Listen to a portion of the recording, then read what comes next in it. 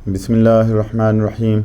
अस्सलामु अलैकुम दोस्तों, आज हम बात करेंगे एक मेडिसिन की जो बहुत ही ज़बरदस्त मेडिसिन है। उसका नाम है एस्पिडोस्पर्मा मदर टिंचर। ये इसको ऑक्सीजन कैरियर भी कहते हैं, यानी हमारे जिस्म में अगर ऑक्सीजन की मिकदार कम हो जाए तो फिर एस्पिडोस्पर्मा ही काम आती है।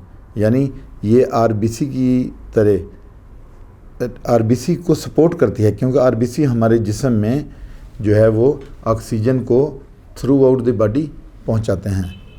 तो इसी तरह एस्पिडोस्पर्मा जो है ये ऑक्सीजन के लेवल को बढ़ाती है, पेशेंट में ऑक्सीजन के लेवल को बढ़ाती है। ये एक प्लांट किंगडम की मेडिसिन है एस्पिडोस्पर्मा। ये रेस्पिरेटरी सिस्टम में बेहतरीन है और उसे स्टिमुलेट करती है। इसे लंग्स का टॉनिक भी कहते हैं, एस्पिडोस्पर्मा को लंग्स टॉनिक भी कहते हैं। ये फेफड़ों की आला तरीन दवा है। ये कार्डियक अस्थमा में बेहतरीन काम करती है, फेफड़ों में ऑक्सीजन लेवल बढ़ाती है और कार्बन डाइऑक्साइड को बाहर निकालती है। एस्पिडोस्पर्मा मदर टिंचर बेहतरीन मेडिसिन है। इसका अभी हम एक्शन देखते हैं। ये क्रॉनिक अस्थमा में टॉप की मेडिसिन है।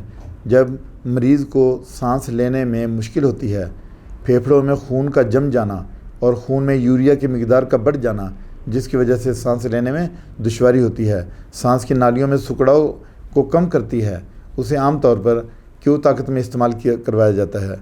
अब हम इसकी डोज देख लेते हैं। एस्पिडोस्पर्मा क्यू फॉर्म में इस्तेमाल होती है और ये अस्थमा के क्रोनिक केसेस में ज़्यादा इस्तेमाल होती है और क्रोनिक केसेस में 20-20 ड्रॉप 3 टाइम्स अ डे आप पेशेंट को दे सकते हैं नीम गर्म पानी में।